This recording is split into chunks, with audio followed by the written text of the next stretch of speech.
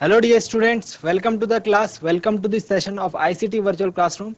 Dear students, मेरा नाम है Rajesh Chamola, teacher physics ICT virtual classroom Dehradun से। और इस सेशन में हम लोग बात करने वाले हैं क्लास 11th की फिजिक्स के ऊपर, यानी कि कक्षा 11 भौतिक विज्ञान।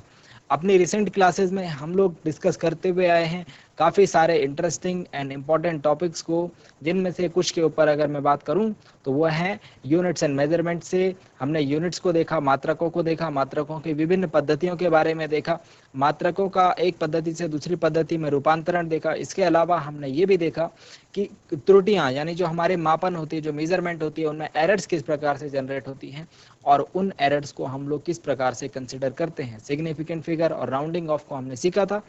आज की क्लास में हम लोग एक बहुत ही फ्रेश, बहुत ही नया और बहुत ही इंटरेस्टिंग टॉपिक आपके लिए स्टार्ट कर रहे हैं, जो कि है डायमेंशंस यानी विमाएं। अब तक आपने पिछले क्लासेस में इस चैप्टर को नहीं पढ़ा होगा, इस टॉपिक को नहीं पढ़ा होगा। क्लास 11 की फिजिक्स में आपको फर्स्ट टाइम डायमेंशंस देखने को मिल रहा है, सीखने को मिल रहा है, और क्लास 11th की क्लास में ही ये आपको देखने को मिलेगा। यानी कि डायमेंशंस एक ऐसा चैप्टर है जो आपको सिर्फ और सिर्फ क्लास 11th में देखने को मिलेगा। उसका रीज़न ये है कि जो आपके एडवांस फिजिक्स है उसका एक बेसिक चैप्टर, बेसिक टॉपिक ये है। इसीलिए जो टॉपिक आपको यहाँ पर सिखाया जा रहा है डायमेंशंस का, इसको आप यहीं पर ही क्लियर कर लें, क्योंकि इससे रिलेटेड सारी इंपॉर्टेंट और इंटरेस्टिंग बातें यहाँ पर की जाएंगी शेयर। डायमेंशंस में हम लोग क्या डिस्कस करते हैं, क्यों डायमेंशंस की आवश्यकता पड़ती है, और डिफरेंट फिजिकल क्वांटिटीज की डायमेंशंस को हम किस प्रकार से डिटरमाइन करते हैं, इन चीज़ों को भी हम सीखेंगे। विमाओं के ऊपर हम लोग बात करने वाले हैं। विमाएं आपने मैथ्स में सुना होगा, एक विमी या द्विविमी या त्रिविमी, इन शब्दों को आपने सुना होगा। सिमिलरली यहाँ पर भी विमाओं का अर्थ कुछ इसी प्रकार से है। जब कोई व्युत्पन्न राशि, हम बोलते हैं कि व्युत्पन्न राशि होती है, डिराइव्ड क्वांटिटी होती है। डिराइव्ड क्वांटिटी वो क्वांटिटीज होती हैं बच्चों, जो कि एक से अधिक अन्य मूल राशियों पर निर्भर होती है। यानी कि हमने पढ़ी थी डेफिनेशन डिराइव्ड क्वांटिटीज की, कि derived quantities are those physical quantities which depend on other fundamental quantities. यानी कि वे राशियां, वे भौतिक राशियां जो कि अन्य मूल भौतिक राशियों पर निर्भर करती हैं, उन्हें हम व्युत्पन्न भौतिक राशि कहते हैं। और इन्हीं व्युत्पन्न राशि, भौतिक राशि को डिफाइन करने के लिए कि ये किस किस मूल राशि पर निर्भर करती है और कितनी घातों के रूप में निर्भर करती है, इसके लिए हम विमा का प्रयोग करते हैं, डायमेंशन का प्रयोग करते हैं। आई होप आपको बातें समझ में आ रही होंगी, और भी आपको समझ में आएगा जब हम लोग चलेंगे स्मार्ट बोर्ड की स्क्रीन की तरफ। मैं उम्मीद करता हूँ आप सबके सब फिट, फाइन और हेल्दी होंगे और बिल्कुल रेडी होंगे क्लास के लिए। आप लोग अपनी पोजीशंस ले चुके होंगे, आपके पास नोटबुक और पेन होगा चीज़ों को नोट डाउन करने के लिए। चलिए चलते हैं स्मार्ट बोर्ड की स्क्रीन की तरफ और देखते हैं इस टॉपिक से रिलेटेड कुछ इंपॉर्टेंट बातों को। तो dimension of physical quantities, Hindi में अगर बात करें तो हम लोग विमाओं के बारे में बात करने वाले हैं। हेडिंग डाल दीजिए, विमाएं।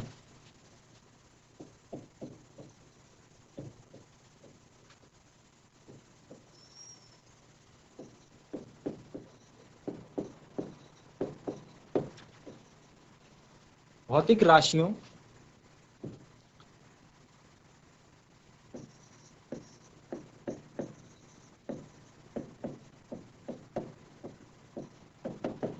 की विमाएं,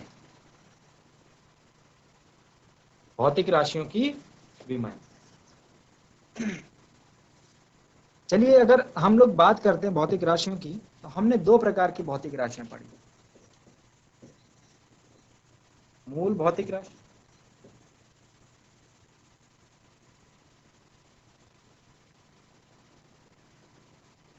एवं व्युत्पन्न भौतिक राशि।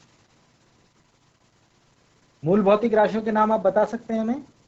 मूल भौतिक राशियों के नाम हम लोग लिख सकते हैं। इसे हम कहते हैं fundamental physical quantities and it is derived physical quantities. कुछ मूल भौतिक राशियों के नाम की अगर बात करूं तो ये हो सकते हैं लेंथ, लंबाई, द्रव्यमान, समय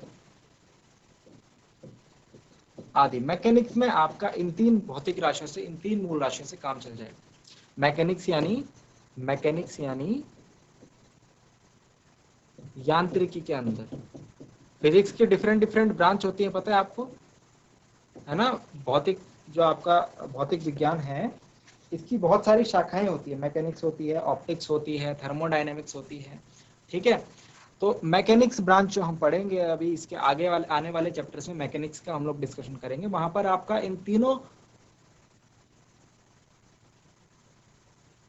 तीन मूल भौतिक राशियों से काम चल जाएगा। वैसे कितने मूल भौतिक राशियां होती है? 7। तो उन 7 की हमको बात नहीं करनी है जब हम मैकेनिक्स की बात कर रहे हैं। हाँ, आगे हमको जरूरत पड़ सकती है, थर्मोडायनेमिक्स वगैरह पढ़ेंगे तो वहां पर हमको एक्स्ट्रा जरूरत पड़ेगी, वो हम बाद में बात कर लेंगे। व्युत्पन्न भौतिक राशियां जो कि इन पर निर्भर होती है, जैसे हम बल की बात कर लेते हैं, यह सबसे सिंपल है। वेग, चाल की बात कर लेते हैं।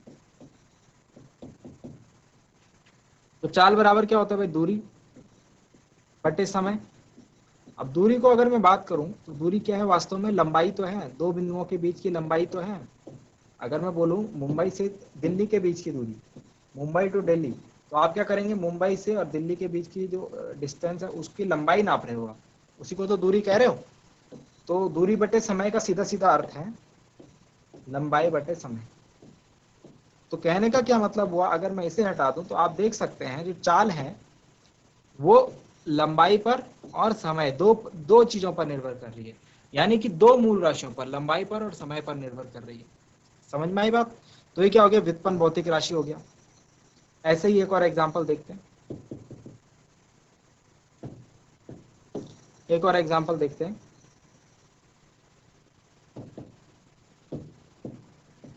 बल यानी फोर्स, द्रव्यमान गुणा त्वरण, मास इंटू एक्सेलरेशन। द्रव्यमान तो ठीक है, त्वरण की क्या परिभाषा होती है? वेग परिवर्तन बटे समय। अगर आपने पिछली क्लासेस में पढ़ा होगा, त्वरण को हम कहते हैं वेग परिवर्तन की दर। तो वेग परिवर्तन बटे समय हो गया त्वरण का सूत्र। वेग का क्या सूत्र होता है भाई? वेग को हम बोलते हैं विस्थापन बटे समय। तो ये कुछ इस प्रकार से बन जाएगा, विस्थापन और बटे में 2 बार समय आएगा, तो समय का स्क्वायर। और विस्थापन क्या है? विस्थापन भी तो प्रारंभिक से लेकर अंतिम बिंदु के बीच की दूरी है। तो ये हमारा फाइनली जो फॉर्मूला बन जाएगा मूल भौतिक राशियों के रूप में, द्रव्यमान गुणा लंबाई बटे समय का स्क्वायर। तो देखो, द्रव्यमान भी मूल राशि, लंबाई भी मूल भौतिक राशि और समय भी मूल भौतिक राशि। तो बल जो है लंबाई, द्रव्यमान और समय तीनों पर निर्भर करता है। और किस प्रकार से निर्भर कर रहा है आप देख सकते हैं। तो ये जो संबंध है बच्चों, इस संबंध को दर्शाने के लिए, जो एक व्युत्पन्न भौतिक राशि का अन्य भौतिक राशियों पर जो संबंध, अन्य जो मूल भौतिक राशियों पर संबंध है, उसको दर्शाने के लिए हम लोग विमाओं का उपयोग करते हैं, ठीक है।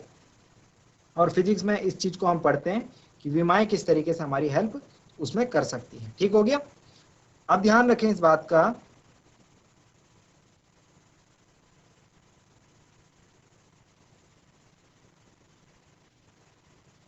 कि विमाओं को हम क्या बोलेंगे?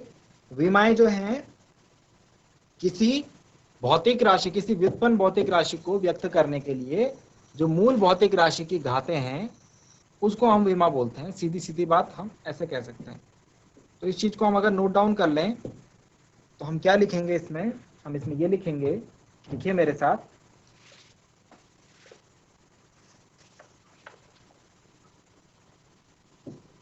किसी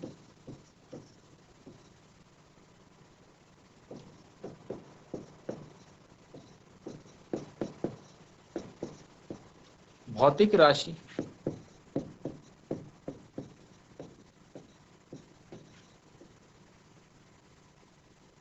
व्यक्त करने के लिए, किसी भौतिक राशि को व्यक्त करने के लिए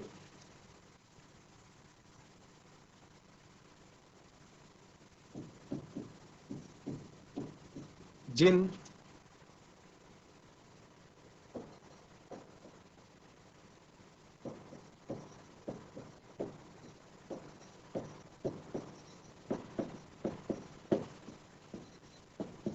मूल राशियों की घातों का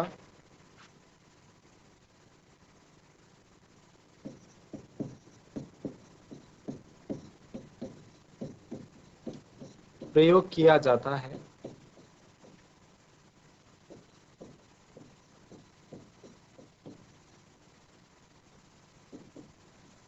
उन्हें विमाएं कहते हैं। समझने के लिए आप इस प्रकार से डेफिनेशन लिख सकते हैं।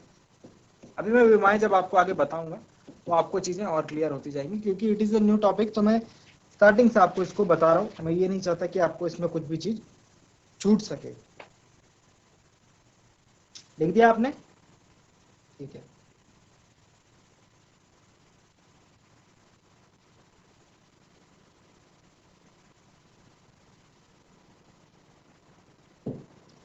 तो कितनी मूल विमाएं होती है आप इसमें नोट करके लिख लीजिए। भौतिक संसार की यानी फिजिकल वर्ल्ड की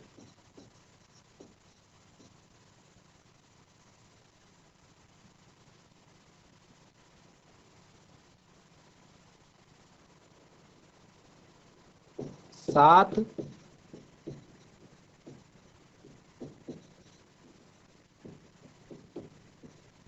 मूल विमाएं होती हैं। हम इसको ऐसे कह सकते हैं कि 7 मूल विमाएं हैं। वास्तव में विमाएं क्या है? ये राशियां हैं। वास्तव में विमाएं क्या है? राशियां हैं। तो 7 मूल विमाएं होती है, हम ऐसा कह रहे हैं क्योंकि किस आधार पर? क्योंकि 7 मूल राशियां होती है, उन राशियों की हम विमाएं लिख लेते हैं तो हम उनको मूल विमाएं भी कह लेते हैं।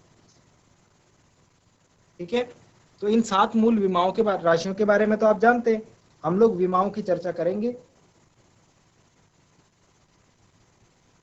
चलिए, तो विमा लिखने के लिए क्या तरीका होता है और क्या क्या विमाएं होंगी आपके पास, इनको भी हम लोग अब चर्चा करने वाले हैं। तो नेक्स्ट पेज पे आइए, एक अच्छी सी टेबल बनाइए मेरे साथ।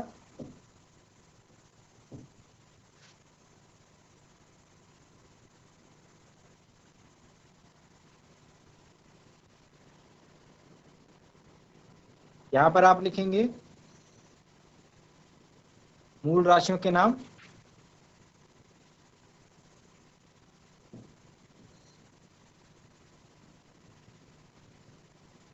इस वाले खाने में आप लिखेंगे उनकी विमाएं। और एक और बॉक्स आपको बनाना है। ये बॉक्स जो होगा आपके लिए होमवर्क होगा। मैं भी बताता हूं इस बॉक्स में आप क्या लिखेंगे।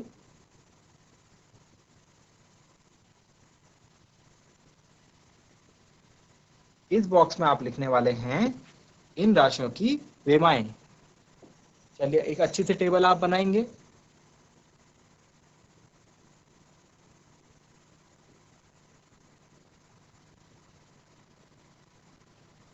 ओके, तो चलिए नोट डाउन कीजिए क्या क्या आप इसमें लिखने वाले हैं।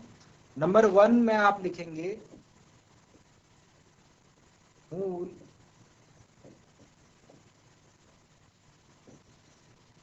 भौतिक राशि।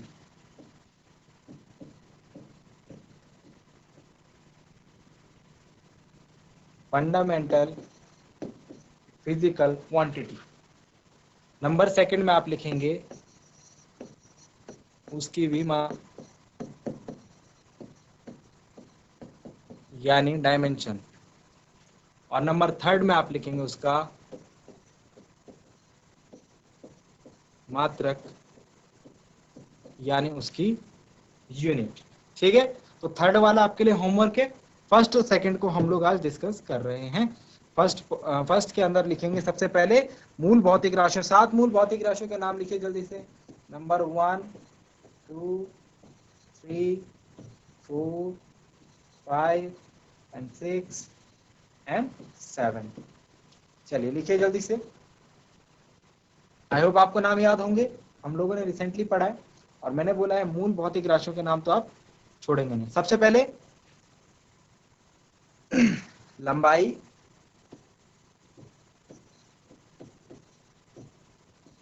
Length,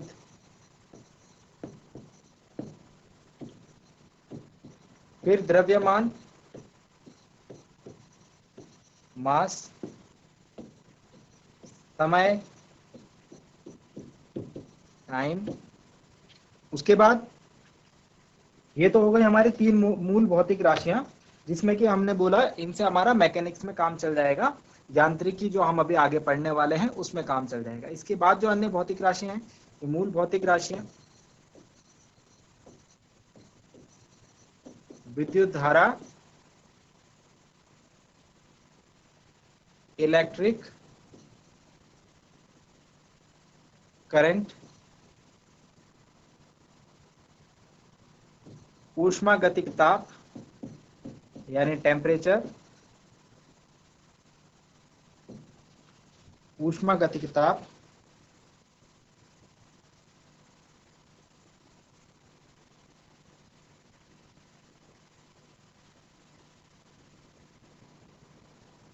thermodynamic temperature,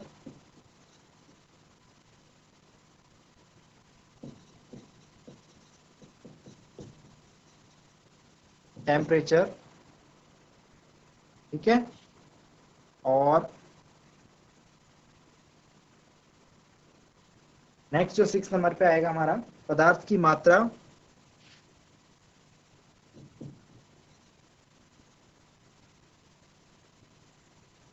amount of substance,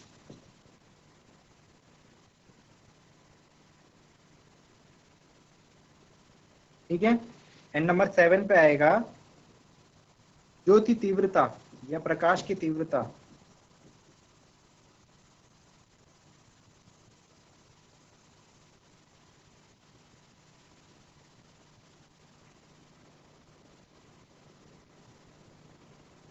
luminous intensity. ठीक हो गया। तो इस प्रकार से हमने क्या करी, एक टेबल बना दी जिसमें फर्स्ट नंबर पे हमने भौतिक राशियों के नाम लिख दिए। ठीक, दूसरे बात उसमें विमा लिखनी है, तो विमा के लिए आप हमेशा क्या ध्यान करेंगे, ऐसा ब्रैकेट बनाएंगे, ऐसा ब्रैकेट बनाएंगे। इसको हम क्या कहते हैं, इसको हम गुरु कोष्टक कहते हैं हिंदी में, ठीक है। और बार ब्रैकेट इसे कहते हैं, स्क्वायर ब्रैकेट कहते हैं। जो भी है आप ध्यान रखिए कि आपको विमा इस ब्रैकेट के अंदर लिखनी है। तो लंबाई की जो विमा है उसको हम उसके फर्स्ट लेटर लेंथ के एल से लिखते हैं, ठीक है। इस तरीके से ध्यान रखिए, ध्यान रखने के लिए बता रहा हूं आपको, याद रखने के लिए। मास के लिए एम, समय के लिए टी, टाइम के लिए टी, ठीक है। विद्युत धारा के लिए हम ए प्रयोग करते हैं, विद्युत धारा के लिए हम ए प्रयोग करते हैं।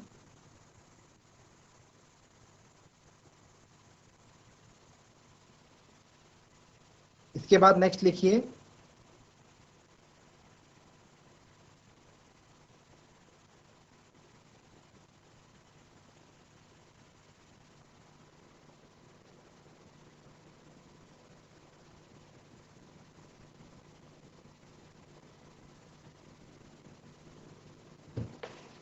ओके, विद्युत धारा के लिए ए हो गया।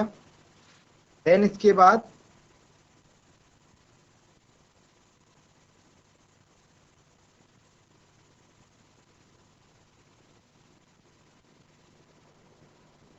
ऊष्मागतिक ताप के लिए ब्रैकेट में के, अमाउंट ऑफ सब्सटेंस के लिए हम लोग लिखते हैं मोल, एंड ल्यूमिनियस इंटेंसिटी के लिए हम लिखते हैं CD, कैंडिला। ओके, तो इन दिस वे। पर ध्यान रहिए कि हम जो है जब डायमेंशन को शो करेंगे वो हम ऐसे ब्रैकेट के अंदर शो करेंगे। और मात्रकों के ऊपर अगर बात करें तो मात्रक तो आपको आई होप नोन होंगे, ठीक है।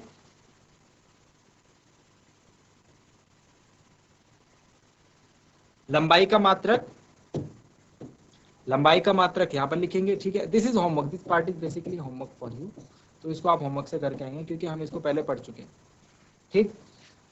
अब नेक्स्ट पार्ट में हम लोग क्या करने वाले हैं, ये तो मूल भौतिक राशियों के मूल भौतिक राशियों की विमाएं, लेकिन हमसे अगर व्युत्पन्न भौतिक राशियों की विमा पूछी जाएगी तो हम किस प्रकार से उसको लिखेंगे। पहले तो मैं आपको एक दो व्युत्पन्न भौतिक राशियों की विमा निकालना सिखाऊंगा। सबसे बेसिक जो हमारे पास व्युत्पन्न भौतिक राशि आती है वो है क्षेत्रफल। सबसे बेसिक क्षेत्रफल बराबर क्या होता है, लंबाई गुणा चौड़ाई, यानी कि area is equal to length into breadth. लंबाई का अब यहां पर ध्यान रखें, आप एक नोट लिख लें, एक नोट लिख लें।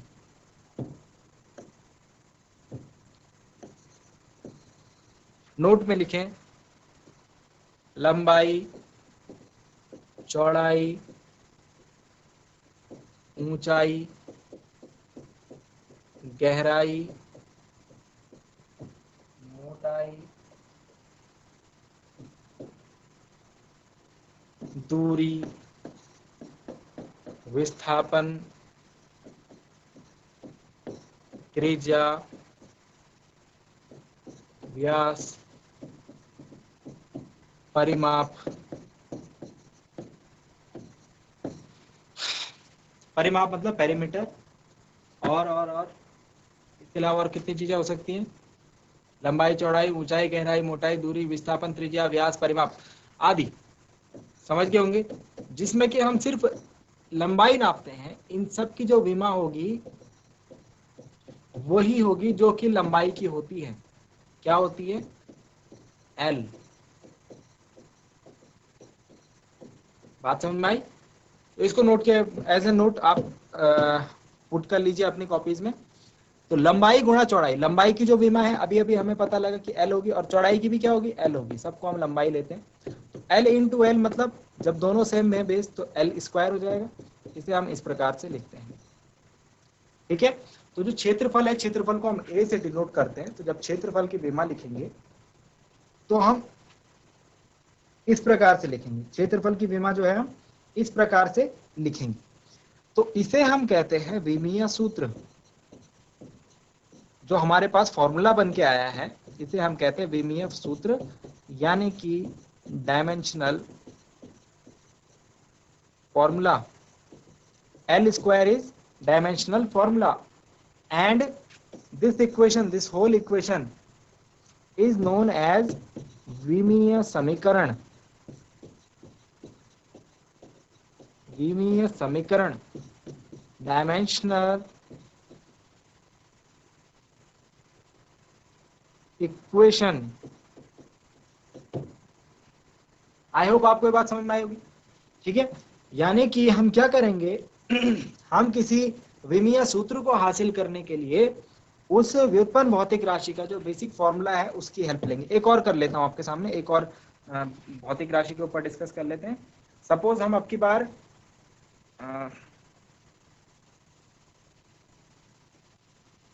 संवेग के ऊपर चर्चा करते हैं। पहले वेग के ऊपर चर्चा कर लेते हैं, संवेग के ऊपर बाद में। पहले वेग के ऊपर चर्चा कर लेते हैं। तो वेग बराबर क्या होता है सूत्र हमारे पास? विस्थापन बटे समय। वेग बराबर विस्थापन बटे समय। अब जरा ध्यान दीजिए, विस्थापन की जो विमा है वो अभी अभी बताई थी आपको, वही होगी जो लंबाई की विमा होगी, एल। यहाँ साइड में नोट लिखवा रखा है, सबकी विमा क्या होगी? एल। तो विस्थापन की विमा भी क्या होगी? एल। ठीक हो गया। और समय की विमा क्या होती है? टी। अभी अभी हमने पीछे देखा समय की विमा क्या होती है? टी। थर्ड नंबर पे देखिए। ठीक है।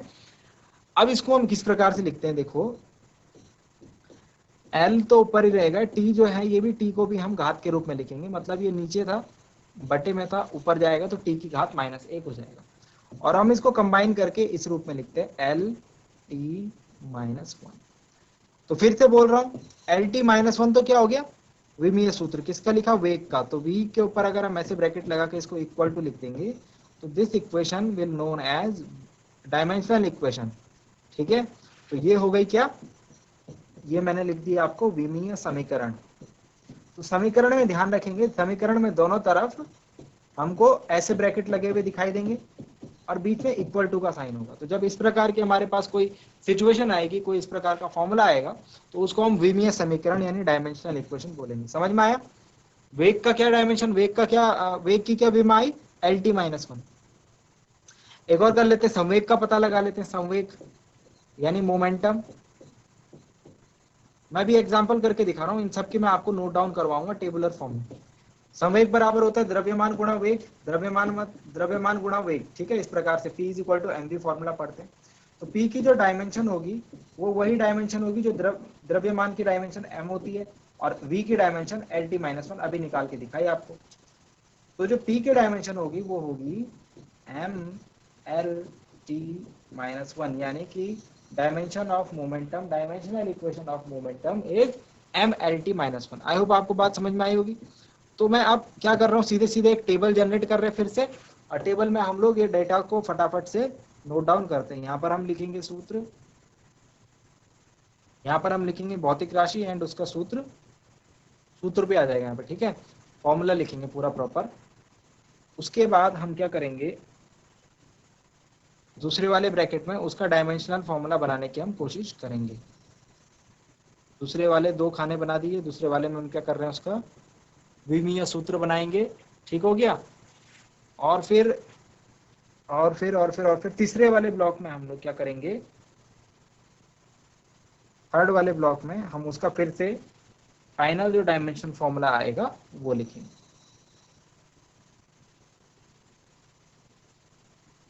ठीक है। थर्ड वाले में हम डायमेंशनल फॉर्मूला लिखेंगे, सेकंड वाले में हम उसका डायमेंशन सॉल्व करेंगे, ठीक है, जैसे पीछे किया था। और इसमें हम उसका सूत्र लिखेंगे और भौतिक राशि का नाम लिखेंगे, ठीक हो गया। चलिए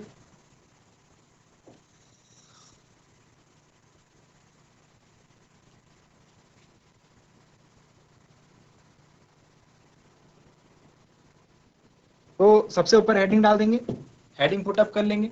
यहां पर हम लिख रहे हैं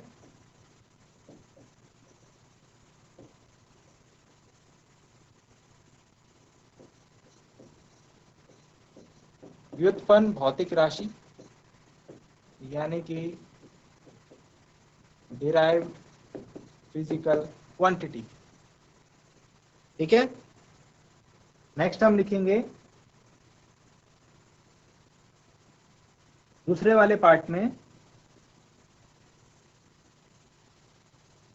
सूत्र, यानी उसका फॉर्मूला क्या होता है। एंड लास्ट वाले में हम लिखेंगे उसकी विमा, यानी कि फाइनली उसकी डायमेंशन क्या बनेगी। ओके, तो चलिए स्टार्ट करते हैं। नंबर 1 हेडिंग डाल दिए, जो मैंने सबसे पहले आपको बताया था क्षेत्रफल। तो नंबर 1 पे हेडिंग डाली क्षेत्रफल। क्षेत्रफल का सूत्र लिखेंगे सबसे पहले, लंबाई गुणा चौड़ाई। तो लंबाई की जो विमा होती है वो होती है L into L, that means की L स्क्वायर। तो इसका जो फाइनल जो डायमेंशन बनी वो बनी L की घात 2 यानी L स्क्वायर। इस प्रकार से करेंगे, ठीक है, समझ में आ गया होगा। सेकंड पॉइंट लिखिए। सेकंड पॉइंट में लिखेंगे हम आयतन, यानी कि वॉल्यूम। वॉल्यूम क्या होता है, लंबाई गुणा चौड़ाई गुणा ऊंचाई। लंबाई गुणा चौड़ाई गुणा ऊंचाई। तो लंबाई का जो विमा है वो भी L होती है, चौड़ाई की विमा वो भी L होती है, ऊंचाई की विमा भी L होती है। तो मतलब क्या हो गया, L की घात 3। L गुणा N मतलब L क्यूब, ठीक। नंबर 3 पे बात करते हैं चाल की, यानी स्पीड की। नंबर 3 चाल हेडिंग डालेंगे, ठीक है। और इसके बाद हम लोग और भी भौतिक राशियों के ऊपर चर्चा करेंगे। So dear students, I hope कि आज जो बातें आपको बताई गई उसमें आपको कुछ नया सीखने को जरूर मिला होगा और आपको आज की क्लास पढ़ के आपने काफी एंजॉय किया होगा। अगली क्लास में हम क्लास को ठीक वहीं से स्टार्ट करेंगे जहां पे हमने आज की क्लास को छोड़ा है। और मैं ये भी उम्मीद करता हूँ घर जाकर आप इन बातों को एक बार जरूर रिवाइज करेंगे, जरूर देखेंगे। मिलते हैं अगली क्लास में एक नए और इंटरेस्टिंग टॉपिक के साथ। क्लास से जुड़ने के लिए आप सभी का बहुत बहुत धन्यवाद। Thank you very much and have a nice day.